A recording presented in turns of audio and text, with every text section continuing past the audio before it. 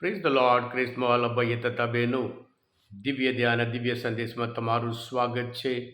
March 34 તારીખ. આ સંદેશ સાંભળવા તમારા સૌ માટે અને તમારા પરિવારજનો વિશે પ્રાર્થના કરું છું કે તમારા બાઇબલ લઈ લો, પ્રભુ ઈસુના વચન સાંભળીએ. પ્રભુ ઈસુના વચન આપણું જીવન સાર્થક બનાવશે.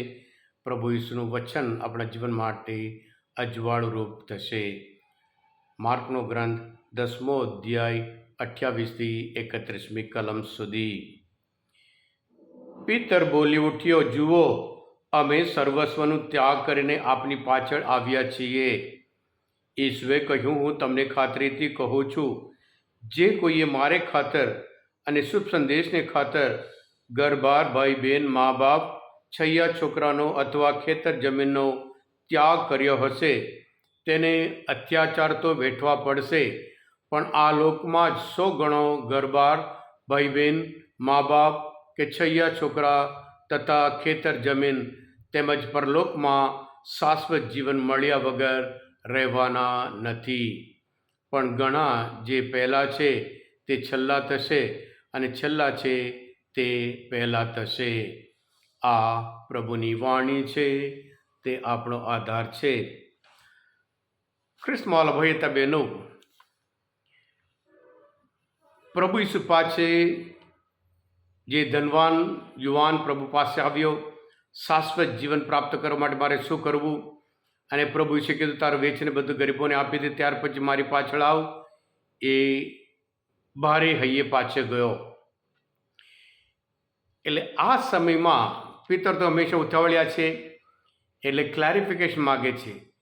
જુઓ, પહેલાં ભાઈ તો પાછો જતો રહ્યો, અમે તો સર્વસ્વનો ત્યાગ કરી આપણી પાછળ આવ્યા, અમને શું મળવાનું છે?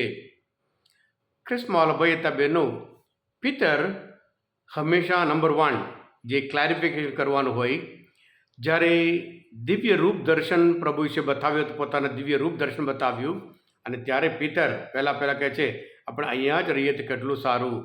આપના માટે એક મડુલી અને મોસે માટે એક મડુલી, એલિયા માટે એક મડુલી બનાવીએ. એ પ્રથમ પિતર. અને સાથે સાથે જ્યારે પ્રભુ વિશે પૂછ્યું કે મારા વિશે લોકો શું કહે છે અને તમે શું કહો છો, અને ત્યારે પણ પિતર નંબર 1 આપતો ઈશ્વરના અભિષેક્ત છે એમ કરીને સચોટ સાચો જવાબ આપે છે. અને એવી જ રીતે જ્યારે પ્રભુ ઈસુ ક્ષમાની વાત અને શીખવાડી, ત્યારે પિતર પૂછે છે ફરી, મારે મારા ભાઈને કેટલી વાર ક્ષમા કરવાની? 7 વખત? અને પ્રભુ ઈસુ કહે છે 7 વખત નહીં, 70 વખત તમારે ક્ષમા કરો. આવી રીતે પૌલ જ્યારે પણ પ્રભુ ઈસુ કશું શીખવાડે અને ત્યારે એકદમ ક્લેરિફાઈ કરવામાં નંબર 1 છે. એટલે આજના શુભ સંદેશમાં પણ પ્રભુ ઈસુ પાસે, કારણ કે પેલા યુવાન તો જતો રહ્યો ભારે હૈયે, કારણ કે ધનવાન માણસો ધન છોડવા તૈયાર નથી, અને અમે તો બધું છોડીને, અમારા ઘર બહાર હોય કે જે બોટ હોય બધું છોડીને આપણી પાછળ આવ્યા, અમને શું મળવાનું છે? એટલે પ્રભુ ઈસુ પણ આનંદનો સમાચાર આપે છે, જે તમે ખોઈ નાખ્યું છે તમે બધું પ્રાપ્ત કરશો, પણ સતામણી, અત્યાચાર, અનિષ્ટ તો તમારે વેઠવા પડશે. ખ્રિસ્તમાં ભાઈ બહેનો, પ્રભુ ઈસુ પોતે અત્યાચાર, અનિષ્ટ અને સતામણી અને દુઃખ વેઠીને મહિમા પ્રાપ્ત કર્યો. અને એવી જ રીતે પ્રભુ ઈસુના એક સંતાનો પણ, અનુયાયીઓ પણ પ્રભુ જેવી રીતે મહિમા પ્રાપ્ત કર્યો, એ જ રીતે એ જ મહિમા, એ શાશ્વત જીવન જરૂર પ્રાપ્ત કરશે એમ કરીને પ્રભુ ઈસુ આજના શુભ સંદેશ દ્વારા સ્પષ્ટ સંદેશ આપે છે. આ ખ્રિસ્તમાં ભાઈ બહેનો, પ્રભુ ઈસુ પોતે માર્કના ગ્રંથમાં 9મો અધ્યાયમાં 41મી કલમમાં કહે છે, તમે ખ્રિસ્તના અનુયાયી છો એટલા કરતાં તમને જે કોઈ એક પ્યાલો પાણી પણ પાય છે, તેને તેનો બદલો મળ્યા વગર રહેવાનો નથી, એની હું તમને ખાતરી આપું છું.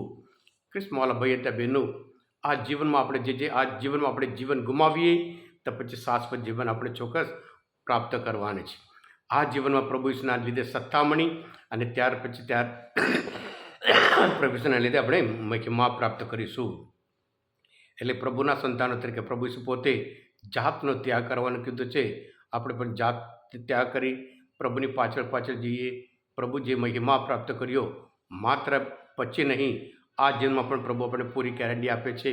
એ પ્રમાણે એ સન્માન આપણે ચોક્કસ જરૂર મળશે.